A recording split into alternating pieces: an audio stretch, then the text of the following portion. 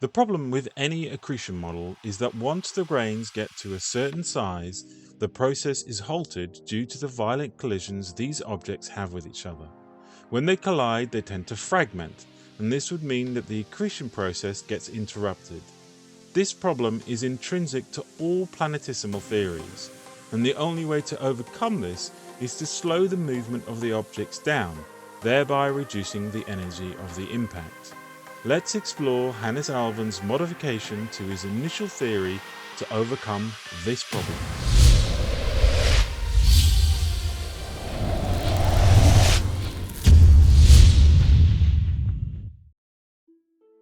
In previous episodes, we have covered how planets and stars could be formed through the collapse of interstellar clouds.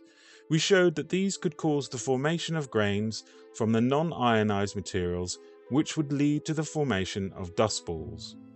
The size of the initial dust grains would determine the time taken for this process to occur, but it could create a prototype body in a relatively short period of time. We also showed that the angular momentum of the central body could be transferred into the incoming gas cloud, which would quickly become ionized and end up rotating around this body in the plane of rotation. As the material condensed into neutral grains, they would start to rotate in an elliptical path with an eccentricity of 1/3. Alfven proposed that the only way to overcome this problem with the accretion model was by adopting a two-stage approach. In the first stage, the grains form a number of jet streams in interplanetary space. By jet streams, Alfven is referring to a large number of bodies which will move in almost the exact same orbit. Almost like, I guess, a laminar flow as opposed to a turbulent flow. Inside each of these streams, the relative velocities will decrease due to the inelastic collisions until they have reached such low values that the accretion process can begin. Although in principle a jet stream consisting of electrically charged grains may be kept together by electromagnetic effects, it seems more likely that the formation of jet streams can be understood as a simple result of viscous effects acting on grains moving in Kepler orbits. Alfven goes into a lot of detail on the mechanics of these orbits and walks through the process by which this happens. And if you are interested in this, then please see the link to the document in the description below. He points out that in the planetary systems and the satellite systems, the motions are perturbed due mainly to the distortions in the gravitational field. The motion of the body we are examining will be perturbed by other bodies orbiting in the same system. There are two cases to consider. The first where the motions are in resonance, and the second where they are not in resonance. In the case that they are not, the main perturbations can be computed by taking the average potential produced by the other bodies. Generally, the satellites are much smaller compared to the central body, meaning most of these bodies will follow a Kepler-style orbit. If we take Jupiter as an example, we would say that the perturbations in its satellites are mainly due to the gravitational force. Here, Jupiter's gravitation will dominate. This means that the perturbations in the satellites will be dominated by the host planet. Planetary motion may well be affected by other planetary bodies within the system. In the solar system's case, this will be dominated by Jupiter. In order to calculate it, we must smear out Jupiter's mass along its orbit and calculate the gravitational potential of this massive ring. The dominating term for the calculation of the perturbations of the Jovian orbit derives from a similar effect produced mainly by Saturn. If we take a body with negligible mass which is moving around a central body, then an important quantity will be its angular momentum. Let's arbitrarily say that this object follows an almost circular orbit.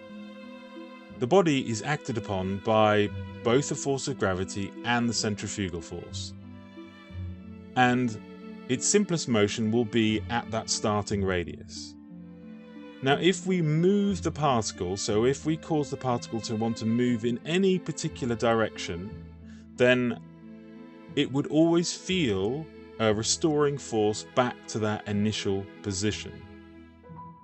In simple terms, but it does get a lot more complicated in the paper, what will happen is that restoring force will mean that the body will tend to oscillate around that initial orbit. So that means that the body will oscillate around the circle with an angular frequency. And the same would happen in any of the directions, but it is slightly more complicated for one direction versus the other. But we're not really going into the detail. The important thing is to understand that any perturbation will not cause the orbit to disintegrate, but what will happen is that it will cause an oscillation to the movement of the body as it orbits around it with a certain frequency.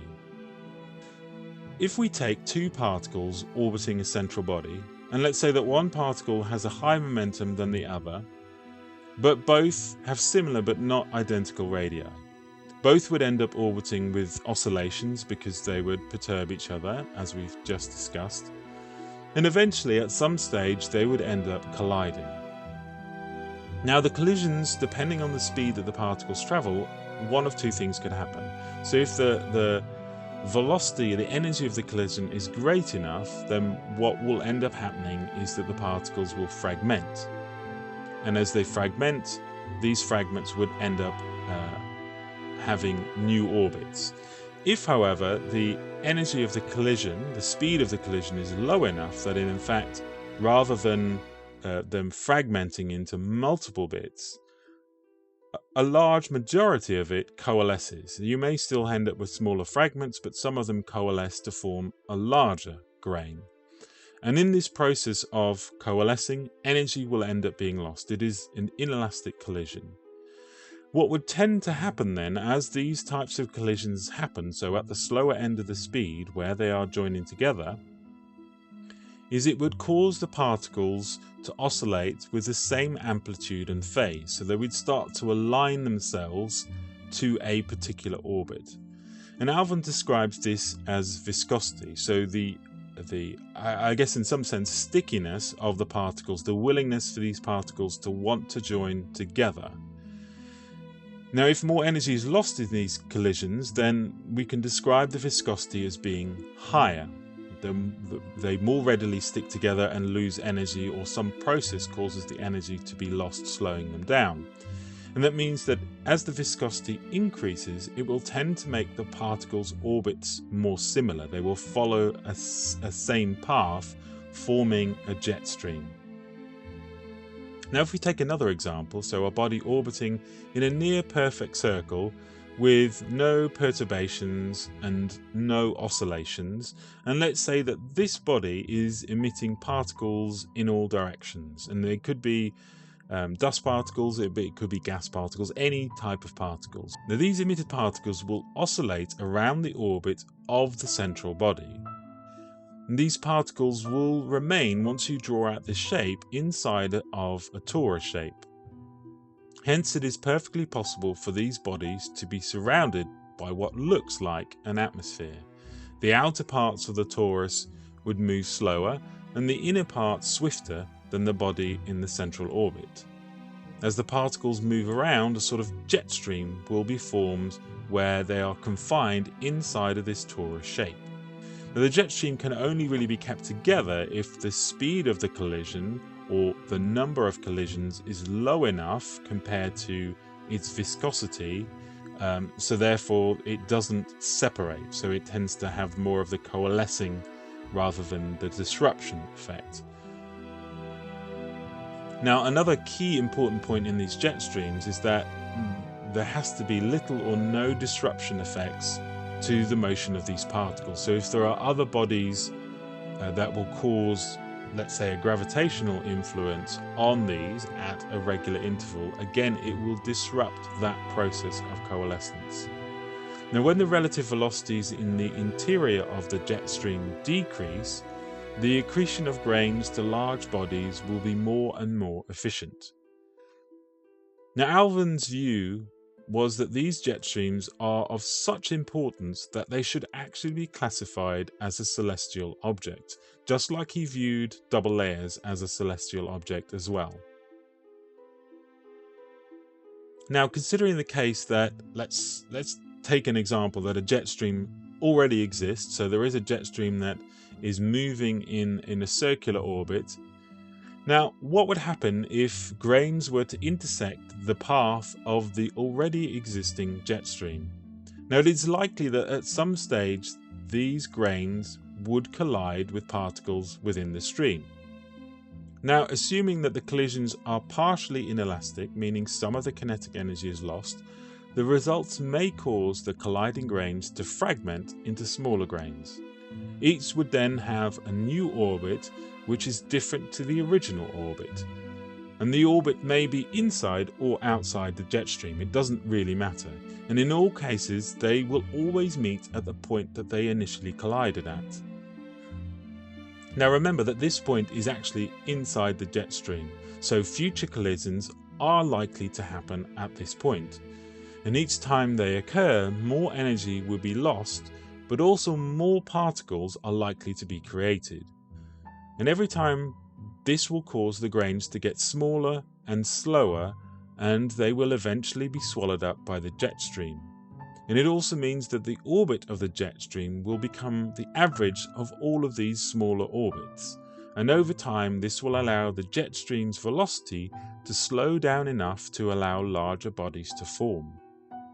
Now, Hannes Alfven makes 5 fundamental points about this concept. And the first is that if a large number of grains are moving in a certain region near a central body, then jet streams may be formed, and these are kept together by the viscosity, the mutual collisions that we talked about. And number 2, that jet streams have a tendency to capture all grains which collide with them. And number 3, that jet streams have a tendency to contract over time. And number 4, inside a jet stream, the grains will aggregate to larger bodies. And number 5, large bodies formed in the jet stream may break loose from it. Hannes Alfven then goes on to compare this model, this concept, with 3 important cases that we must consider. The first is meteor showers. Usually we consider meteor showers to be fragments from a disrupted comet. Some meteor showers are indeed associated with specific comets, but by no means are all the meteor showers associated with known comets. The reason that they are in the mainstream model is because there is no other convincing way that these could be generated other than through comets. Now, given the notion of jet streams, it is entirely feasible that meteor jet streams exist and are kept together by the mechanisms that we described above. Also, it is entirely feasible that within this jet stream, accretion could lead to the formation of comets. And this would therefore also account for why some meteor showers are associated with comets and some which are not. Further study would indeed be required on present-day meteor streams to work out if they have sufficient density for the contraction mechanism to lead to comet formation. Secondly, he points to asteroidal streams. So we have discovered these jet streams in some of the Hirayama family asteroids. And this mechanism of the jet stream would explain how these objects have all ended up with similar orbits and yet they do not collide with each other. And lastly, he points out that the jet streams probably are a fundamental process for the formation of any solar system. So that condensation from a partially co-rotating plasma produces a great number of grains moving in highly eccentric orbits. The viscosity attraction process is likely to cause these to form into jet streams, which would then capture more and more grains, and bigger bodies are built up inside of the jet streams. And as this happens, the eccentricity and the inclination of the orbit slowly decreases as the oscillations are slowed and damped. Further study would be required to determine if this mechanism does indeed hold up. Within the asteroid belt, we should be able to identify objects which were created through this coalescence process and those that are created through the collision and subsequent fragmentation process. Now I find this work particularly interesting because it builds on Hannes Alfven's initial idea of formation of stars and of planets, and he purposely goes out of his way to remove the electrical effect in this model, but I think he does so in order that the mainstream find it a more acceptable model. The reality is that a lot of these jet streams are also kept together by electrical processes. There is likely to be ionized material in some of these, maybe not all of these jet streams, and this would help that process of dampening and of forcing the material to follow the same orbit. But again, I think it's crucially important for us to take a step back and appreciate that I think in this process of coalescence, gravity must still play a role. And I think Hannes's view of taking some of these concepts and trying to merge them together is the way forward for a lot of this. Yes, sure, some of this could indeed be driven by purely electrical processes, but some of it surely has also got to be due to gravitational processes. Now, in recent years, astronomers have been able to actually capture images of these planetary disks forming around young stars. So what do these images actually reveal? Well, if we take the example of the first image, then obviously the mainstream model would say that the reason that those gaps are appearing is because a body is coalescing and absorbing the material. In the jet stream model, it's a similar sort of story, but in fact what we see is a very clear number of jet streams forming around this disk, which is exactly what we would expect to see. The reason we see the black areas is because those jet streams are contracting, again, which is what we would expect to see. The second image, I think, makes it even clearer, because in that second image what we see is blobs forming within those jet streams. And again, this is what we would expect to see if those jet streams are slowing down enough to allow the coalescence process to take place. Now, these are by no means definitive support for this particular idea, but they certainly go towards hinting at the process for planetary formation, and I think the idea and the notion of these jet streams are vitally important to understand the mechanism of coalescence. Anyway, I will leave you to ponder and cogitate on that. Again, if you are interested, then please do read the paper. It is, I think, an important discussion paper, and it is a discussion paper. It is not a theory that necessarily holds up with everything, but it is a concept that he puts together that I think has a lot of merit and does need to be looked at in terms of what we see out there in not just interplanetary space, but also in galactic and intergalactic space. As always, be brave, be curious. The truth is waiting for us. Until next time.